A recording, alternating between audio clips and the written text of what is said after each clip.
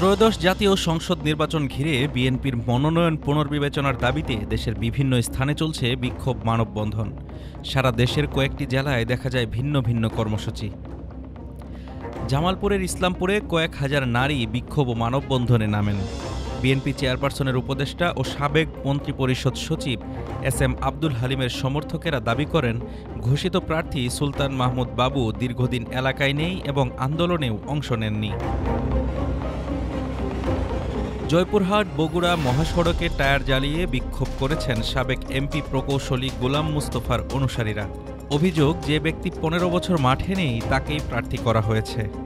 কর্মীরা বলছেন, নির্যাতন সহ্য করেছেন গোলাম মুস্তফা, তার মনোনয়নই হওয়া উচিত। তবে মনোনয়ন পাওয়া প্রার্থী আব্দুল বারী এসব অভিযোগ উড়িয়ে দিয়ে বলেন, এই বিক্ষোভ ভাড়াটে লোকজনের।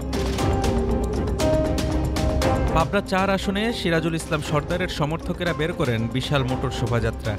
কয়েক কিলোমিটার জুড়ে গাড়ি ও বাইকের সারি, দাবি একটাই, প্রার্থী পুনর্বিবেচনা। মৌলভীবাজার ২ আসনে রোড মার্চ করেন অ্যাডভোকেট আবেদ রাজার অনুসারীরা। তারা বলেন, রাজপথে সংগ্রাম করলেও তাকে মনোনয়ন দেওয়া হয়নি, বরং প্রবাসে থাকা শওকতুল ইসলাম শকুকে মনোনয়ন দেওয়া হয়েছে। আবেদ রাজা বলেন, ১৭ বছর সংগ্রাম করেছি, তারপরও তালিকায় নাম নেই।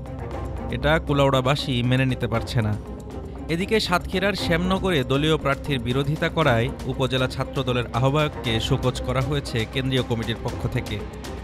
মনোনয়ন নিয়ে এই অস্থিরতার প্রভাব কেমন হবে বিএনপির নির্বাচনী কৌশলে, সেটা এখন দেখার বিষয়।